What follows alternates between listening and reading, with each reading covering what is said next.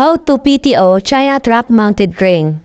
Good morning to everyone. Have a nice day, Luzon, Visayas at Mindanao, Pilipinas to Saudi Arabia. Magandang umaga po. So yung guys, napakaganda ng topic na pag-uusapan natin. Paano nga ba ang mag-PTO ng mga truck-mounted crane na China brand? Dito guys, napakaganda ng topic natin dahil nga pag-iisahin na lang natin sa isang video tutorial ang pag-PTO ng mga China crane. Nandito ang Zoom Lion, Sunny at XCMG.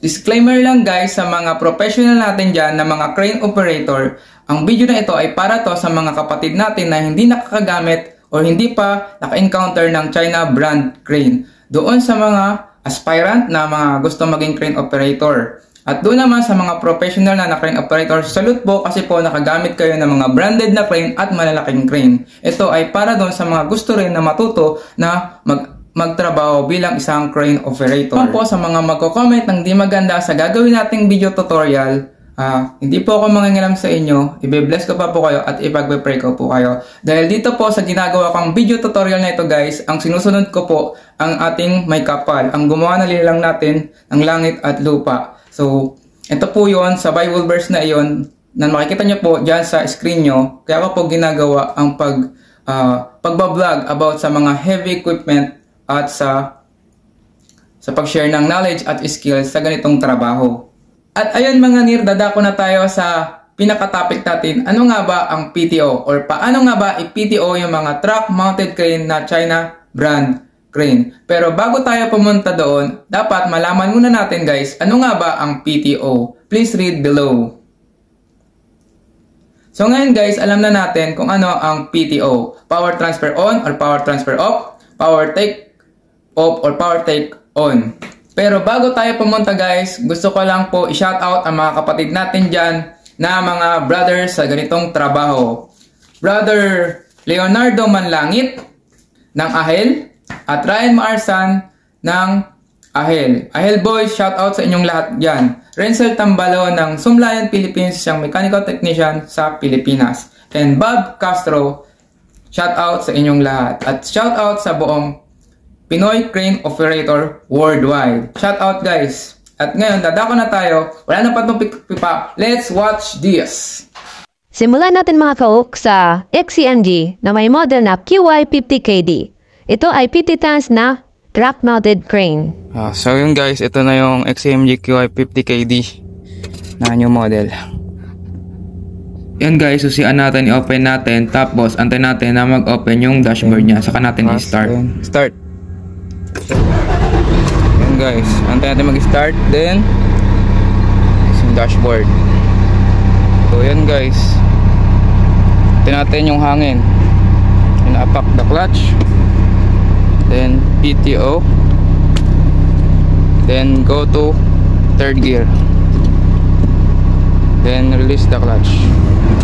So yun na guys, yung PTO. Then ito pa natin makikita guys ang mga switches niya at ang ating aircon. Then ngayon pa natin papatayin yung PTO clutch. Then release this push. Then neutral. Yan na guys. Ang pangalawa naman sa ating listahan ay ang Sunny truck mounted crane na may 50 to 80 tons. Ayun guys, ito na ito gagawin natin kung paano i-PTO ang STC Sunny crane o Sunny truck crane. So una, siyempre i-start mo muna. Pagka i-start mo, siyempre karga mo ng hangin. After that, kung nakarga mo na ng hangin, ganito siya paano siya i-PTO. Ito nga pala ang kanyang dashboard sa harap, no? Ito lahat yan. Ito yung enable switch, ito sa ilaw, sa hazard, sa trigger na ilaw, beacons, warning lights, ito sa mga transmissions.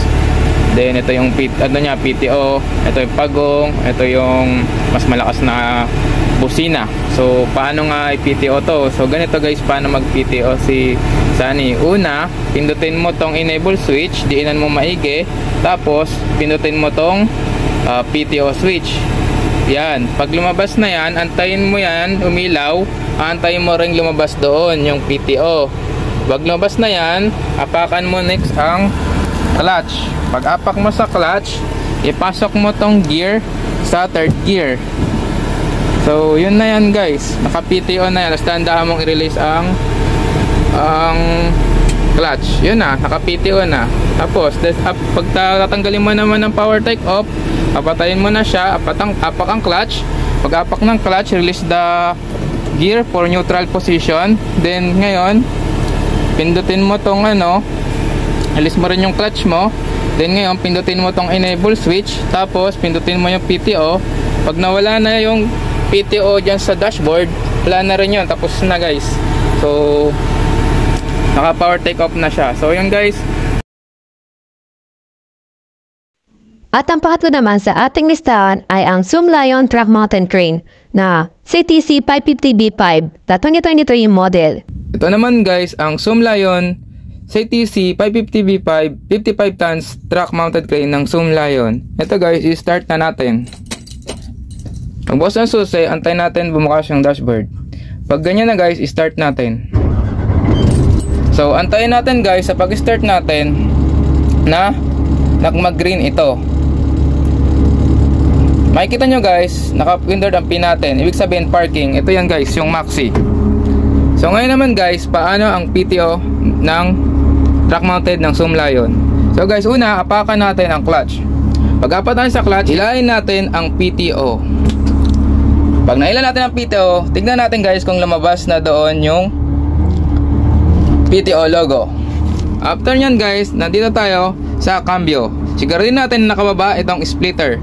At ipasok natin sa third gear. Pag napasok natin sa third gear, o nga pala reminders, pwede natin ipasok sa third gear, pwede rin sa fourth gear. As long as naka low gear. Tapos guys, dahan-dahan natin angat ang ating paa sa clutch. At yun guys, naka PTO na tayo. Pwede na tayo for operation ng crane. At ito nga pala guys, yung mga nasa dashboard nya. Ito rin yung bagong computer ng Zoomlion na pwede siyang lagay ng Bluetooth. So, yan guys. Then ngayon naman, ang ituturo ko ay paano mag-take off. So una, apakan mo yung clutch. Pag apak sa clutch, itulak natin itong PTO off. After natin ma-PTO off, tingnan natin kung nawala na rito yung logo ng PTO. At pagkatapos guys, ibalik natin itong cambio sa neutral position. At yun lang guys. Salamat! At yun guys, at sana napanood nyo ang video tutorial natin about PTO na mga China brand crane. At sana guys, na may natutunan kayo sa video tutorial na yun. At maraming salamat sa mga supporters natin dyan, sa mga kapatid natin dyan na nanonood ng mga video tutorial natin. At sana supportahan nyo pa po ako guys sa pamamagitan ng like and share at follow ng aking FB page na Cesar Kahok TV at sa aking YouTube channel na Mondiale Moto Vlog. Please like, subscribe my YouTube channel guys, please. At yun guys, kung may katanungan kayo about crane or lifting or sa trabaho na as construction or may gusto pa kayong topic na pag-usapan, please comment below guys at gagawa natin yan ng video tutorial sa abot ng ating makakaya. Ito po ang inyong lingkod, nagsasabing, heavy equipment is my passion, but charity is my mission. See you guys sa susunod na video. Bye-bye!